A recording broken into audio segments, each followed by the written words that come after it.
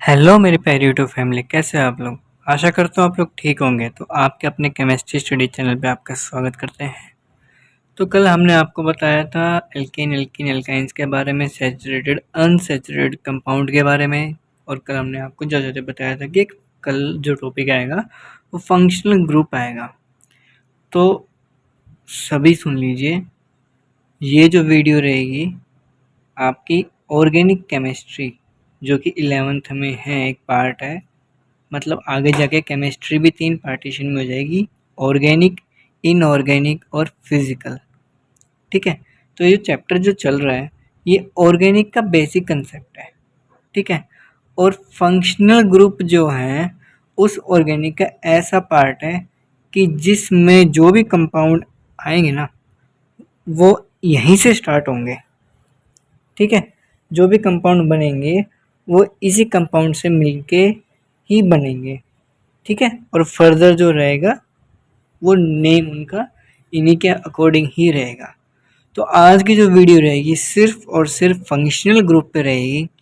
और इस वीडियो को चाहे एक बार देखें, चाहे 2 बार देखें, चाहे 3 बार देखें, ये जो फंक्शनल ग्रुप है जितनी प्रैक्टिस करोगे उतना कम रहेगा।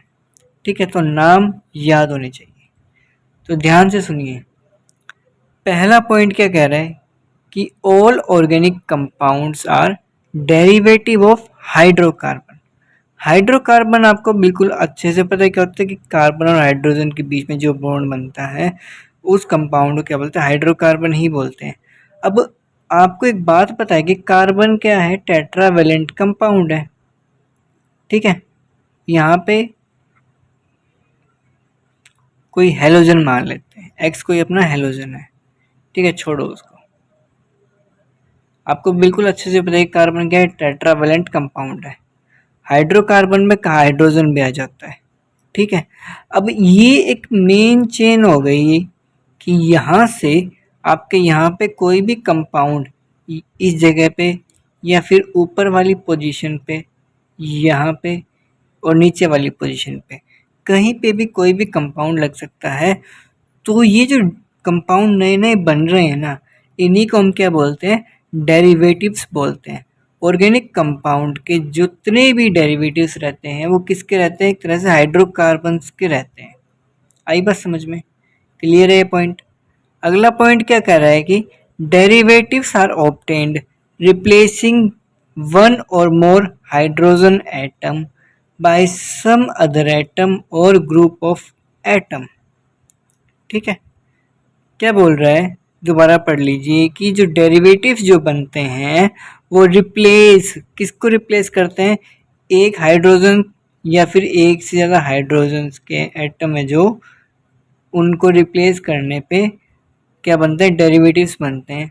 और वो कौन से हो सकते हैं, कुछ अदर एटम्स हो सकते हैं और पूरा ग्रुप भी आ सकता है, सिंगल एटम भी आ सकता है और पूरा ग्रुप भी आ सकता है, झुंड भी आ सकता है। आई समझ में, क्लियर है। चलो एक दो स्ट्रक्चर बना के दिखा देते हैं इसकी कैसे आता है। देखिए स्ट्रक्चर के बारे में बात कर रहे थे, CH3 नहीं, अपना कार्बन जो है आपको पता है टेट्रावेलेंट कंपाउंड है। यहाँ पे Cl2 के साथ रिएक्शन करवाते हैं सनलाइट की प्रेजेंस में। एग्जाम्पल लेके चल रहे हैं कोई भी। ठीक है। आपको पता है कि Cl इस फॉर्म में रहता है, ये बॉन्ड टूटेगा, ये बॉन्ड तोड़ लो, कोई भी हाइड्रोजन तोड़ लो।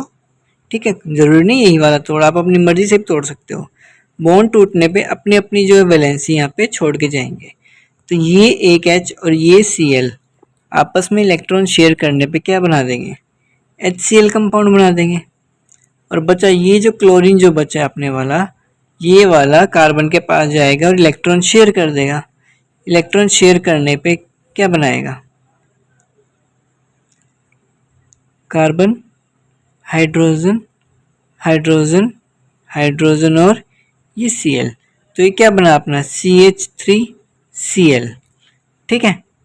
अब आपको एक बात पता है कि नाम क्या था जिसका हम n इज इक्वल टू 1 लेके चल रहे थे, क्या लेके चल रहे थे, n इज इक्वल टू 1।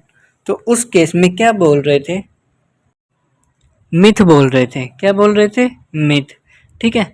अब यहाँ पे क्लोरीन लगा है, तो एक चीज़ बताता हूँ मैं कि यहाँ पे इसको क्या बोल सकते हैं, क्लोरीन लगा है तो क्लोरीन का क्लोरो मिथ एक कार्बन के लिए, और एन क्यों बोला है मैंने, क्योंकि आपको पता है कि स्ट्रक्चर में क्या है, सिंगल सिंगल बॉन्ड लगा हुआ है।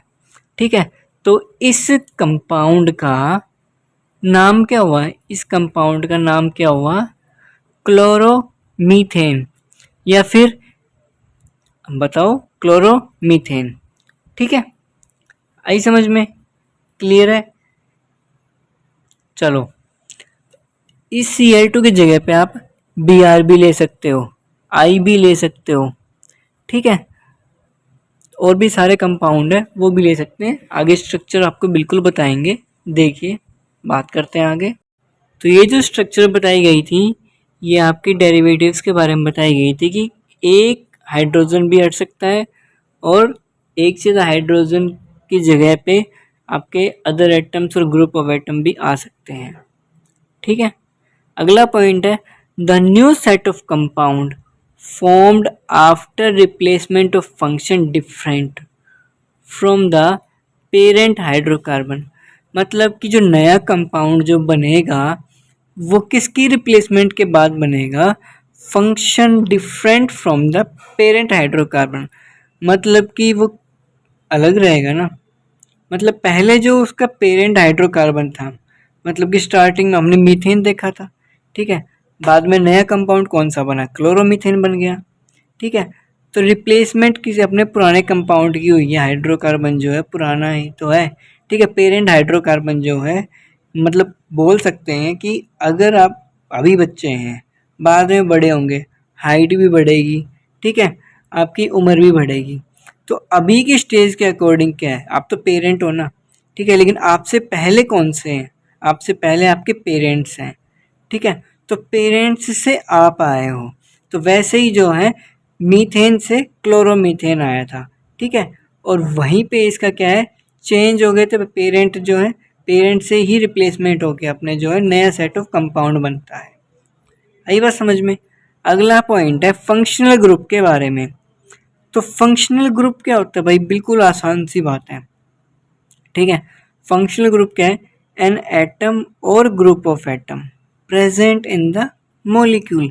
भाई या तो कोई एटम होगा या फिर कोई ग्रुप ऑफ एटम, मतलब पूरा झुंड होगा एटम्स का, किसमें, मॉलिक्यूल्स के अंदर, विच determine the characteristics of organic compound, जो कि किसको डिटरमाइन करता है, ऑर्गेनिक कंपाउंड की प्रॉपर्टीज को, कैरेक्टरिस्टिक्स को डिटरमाइन करता है, उसे हम क्या बोलते हैं, फंक्शनल ग्रुप बोलते हैं। आई समझ में, दोबारा बताएं भाई, कोई भी atom or group of atom है एक मॉलिक्यूल के अंदर प्रेजेंट होता है, जो कि डिटरमाइन किसे करता है, नॉर्मली बात है ऑर्गेनिक कंपाउंड की प्रॉपर्टी को, तो उसको क्या बोलेंगे, फंक्शनल ग्रुप बोलेंगे। ठीक है, देखिए फंक्शनल ग्रुप के बारे में बात करते हैं, छोटे छोटे फंक्शनल ग्रुप है, बिल्कुल छोटे छोटे हैं। ठीक है, पहले फंक्शनल ग्रुप के बारे में देखिए कि आपका जो पहला जो फंक्शनल ग्रुप है हैलाइड, जहाँ पे मैं हमेशा एक्स लेता हूँ, वो क्यों लेता हूँ, क्योंकि वो एक्स की जगह पे क्या रख सकते हैं, हेलोजन रख सकते हैं। फ्लोरीन आपका जिसका एफ सिंबल है, क्लोरीन का Cl सिंबल है, ब्रोमीन का Br सिंबल है, और आयोडीन का I सिंबल है। ठीक है, यहाँ पे जर्नल फॉर्मूला क्या रहता है, R और X। ठीक है, X कोई अपना हेलोजन है और R अपना क्या है, एल्काइल ग्रुप है। ठीक है, क्या है, एल्काइल ग्रुप। अब आप पूछेंगे एल्काइल ग्रुप क्या होता है, जैसे कि मीथेन, इथेन, ठीक है, प्रोपेन, मतलब नंबर ऑफ चेन्स बढ़ जाती है, तो आर की जगह पे कितने भी नंबर ऑफ चेन आप ले सकते हो, एक्स की जगह पे क्या ले सकते हो, फ्लोरीन, क्लोरीन, ब्रोमीन और आयोडीन, बस इतना ही ले सकते हो। ऑर्गेनिक कंपाउंड कौन से हो गए फिर, हेलो एल्केन। नाम कैसे बोल लेंगे, हेलो एल्केन। अभी हमने क्या बोला था, पीछे बना था एक स्ट्रक्चर CH3Cl, हमने आपको नाम बोला था, वहाँ पे नामकरण किया था कि क्लोरोमीथेन, बोला था इसका नाम क्लोरोमीथेन, तो हेलो, हेलो का मतलब हेलोजन, यहाँ पे एफ को जो फ्लोरीन है उसको बोलेंगे फ्लोरो, सीएल को क्लोरीन है उसको बोलेंगे क्लोरो, बीआर हुआ ब्रोमीन, ब्रोमीन को बोलेंगे ब्रोमो, और आई है, आई का है आयोडीन, आयोडीन नाम है तो उसको क्या बोलेंगे आयोडो। ठीक है, एल्केन एल्केन ही है, वो एल्केन किस पे डिपेंड करेगा, नंबर ऑफ कार्बन पे।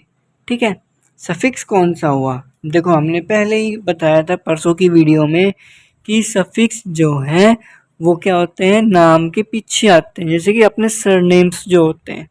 ठीक है, वो आई समझ में। एग्जाम्पल के तौर पे ले लीजिए CH3Cl, कॉमन नेम क्या हो गया मिथाइल क्लोराइड, और IUPAC नेम क्या होगी क्लोरोमीथेन। ठीक है, अच्छा एक बात बताओ, IUPAC की फुल फॉर्म क्या होती है, हाँ भाई किसी को कोई आइडिया है, IUPAC की फुल फॉर्म, इसकी फुल फॉर्म है, केमिस्ट्री से ही है, international union of pure and applied chemistry. ठीक है, ये IUPAC नेम जो इंटरनेशनल लेवल पे जिसका नाम क्या है क्लोरोमीथेन, और कॉमन नेम क्या है इसका CH3Cl का मिथाइल क्लोराइड। आज ज़्यादा नहीं करेंगे फंक्शनल ग्रुप, सिर्फ कार्बोक्सिलिक एसिड तक, छोड़ो कार्बोक्सिलिक एसिड भी नहीं करेंगे, हम करेंगे एल्डिहाइड तक। ठीक है, ज़्यादा नहीं करेंगे, हम करेंगे एल्डिहाइड तक। दूसरा है अपना हाइड्रोक्सिल ग्रुप। हाइड्रोक्सिल ग्रुप कौन सा होता है, OH जिसका फंक्शनल ग्रुप होता है। एल्काइल ग्रुप के पीछे कौन सा लगा हुआ है OH, जिसको हम एल्कोहल भी बोल सकते हैं। आई समझ में, क्या बोल सकते हैं एल्कोहल, और सफिक्स क्या रहेगा इस पे ओल रहेगा, क्या रहेगा ओल, नाम के पीछे क्या आएगा ओल। अब आपको पता है कि ये तो C2H5OH ले लिया इसने एग्जाम्पल, कोई नहीं CH3Cl था, CH3Cl की जगह पे क्या रख लेंगे OH रख लो। ठीक है, अब CH3OH हो गया, यहाँ पे ये क्या है मीथेन। ठीक है, क्या है मीथेन, यहाँ पे ई आता है ना, तो ई को हटा के क्या लिखेंगे ओल लिखेंगे, तो क्या बन गया ये मीथेनॉल बन गया। आई समझ में, क्या बन गया ये मीथेनॉल, जो कि इसका क्या है IUPAC नेम है CH3OH का। ठीक है, और इसका कॉमन नेम क्या रहेगा CH3OH का मिथाइल एल्कोहल। आई समझ में, क्या बना मिथाइल एल्कोहल बना इसका नाम। अब वहाँ जहाँ पे CH3 है वहाँ पे क्या है C2H5 है, बस इतना ही फर्क है, C2H5OH। कॉमन नेम क्या है इथाइल एल्कोहल, IUPAC नेम क्या है इथेनॉल। ईथ क्यों लिया है, क्योंकि N इज इक्वल टू क्या है 2 है। आई समझ में, और दो के लिए लेते हैं इथ, सिंगल सिंगल बॉन्ड है इनमें, देखिए कैसे हैं C2H5OH में, भाई दो तो C, आपको पता है कार्बन के टेट्रावेलेंट कंपाउंड होता है। ठीक है, OH, तो यहाँ पे हाइड्रोजन, यहाँ हाइड्रोजन, यहाँ पे हाइड्रोजन, यहाँ हाइड्रोजन, यहाँ हाइड्रोजन और OH, तो कितने हाइड्रोजन हो गए अपने हिसाब से, दो तो ऊपर वाले, दो नीचे वाले और एक ये, 5 हाइड्रोजन और OH। ठीक है, यही बात करें तो C2H5 कार्बन कितने हो गए 2, हाइड्रोजन कितने हो गए 5, और एक क्या हो गया अपना OH हो गया। आई समझ में, तो ये सब चीज़ें थी, नॉर्मल चीज़ें हैं, छोटे छोटे पॉइंट्स हैं, पढ़ते चलेंगे आगे बढ़ते चलेंगे। लास्ट है आज का एल्डिहाइड ग्रुप। एल्डिहाइड ग्रुप में क्या रहता है CHO ग्रुप रहता है, RCOH, ये अपना क्या है एल्डिहाइड ग्रुप है। ठीक है, आई समझ में, नीचे स्ट्रक्चर बनी हुई वैसे भी बना सकते हैं, कोई कंपलसरी नहीं है, ऐसे भी बना सकते हो। ठीक है, अब इसका नाम क्या हुआ एल्डिहाइड का, एल्डिहाइड ही बोलेंगे। आई समझ में, ऑर्गेनिक कंपाउंड का क्या बोलेंगे एल्डिहाइड, एल्कोहल का एल्कोहल बोल रहे थे। ठीक है, एल्डिहाइड का एल्डिहाइड बोलेंगे। लेकिन एक बात बता दूं, एल्कोहल में ओल आता है सफिक्स में, इसमें आता है अपना अल, या फिर कैपिटल ए ना लिख के स्मॉल ए लिख लेना, क्योंकि एल्यूमिनियम का कैपिटल ए होता है।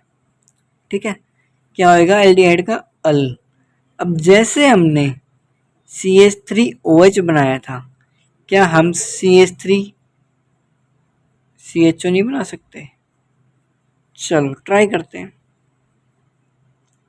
मैंने बोला, अच्छा ये बोल रहा है कि RCOH फंक्शनल ग्रुप तो लगाना मैंडेटरी है, R की जगह पे कितने भी कार्बन ले सकते हो।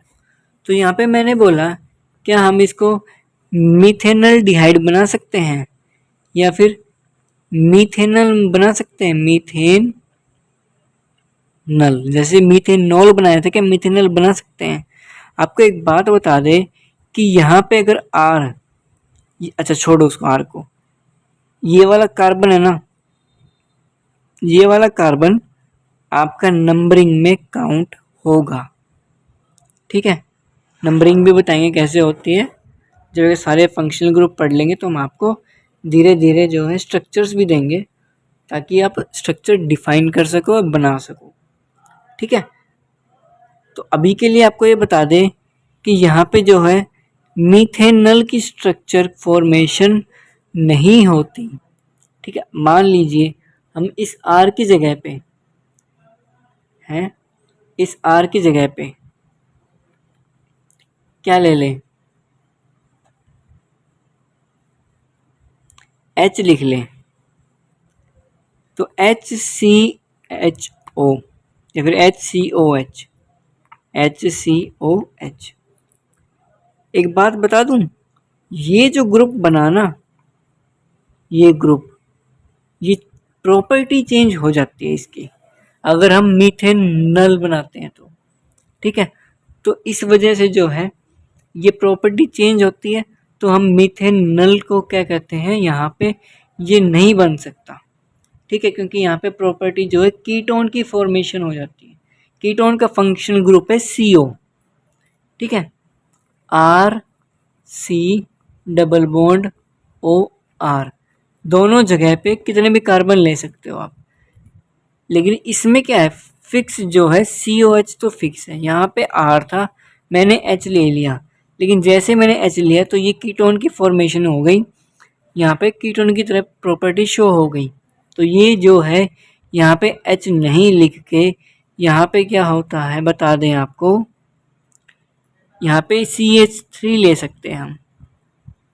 अब CH3 तो नंबरिंग यहाँ से करेंगे, नंबरिंग को छोड़ो, अभी कितने नंबर ऑफ कार्बन है, 2 कार्बन है, 2 के लिए क्या लेते हैं हम, इथ, 2 के लिए क्या लेते हैं, इथ। एल्डिहाइड में क्या बोलते हैं, अल, तो इथेन, ई हटा और लगाया अल, क्या हुआ, इथ। तो क्या बना था, इथेन का, इथेन का जो नाम है ये था। अब ई हटा के यहाँ पे क्या लगा देंगे, अल लगा देंगे, तो क्या बन जाएगा, इथेनल। अच्छा, इथेनल तो क्या हो गया, IUPAC नेम हो गया। कॉमन नेम क्या हुआ, एसिटल डिहाइड। ठीक है, कॉमन नेम क्या हो गया, एसिटल डिहाइड, ये याद करना पड़ेगा, इसको चेंज नहीं कर सकते, नाम किसी का भी चेंज नहीं हो सकता। ठीक है, तो क्या है ये एसिटल डिहाइड। तो मेरे प्यारे दोस्तों, आज की वीडियो थी यहीं तक। छोटे छोटे फंक्शनल ग्रुप हैं, धीरे धीरे करवाएंगे, प्रैक्टिस ज़रूर करते रहें। ठीक है, और अपना ध्यान रखें, वीडियो को ज़्यादा से ज़्यादा शेयर करें अपने दोस्तों के साथ, ताकि वो भी अपने अच्छे से पढ़ाई पूरी कर सके। ठीक है, तो प्लीज़ अभी के लिए अपना ध्यान रखें, please take care, thank you, have a nice day.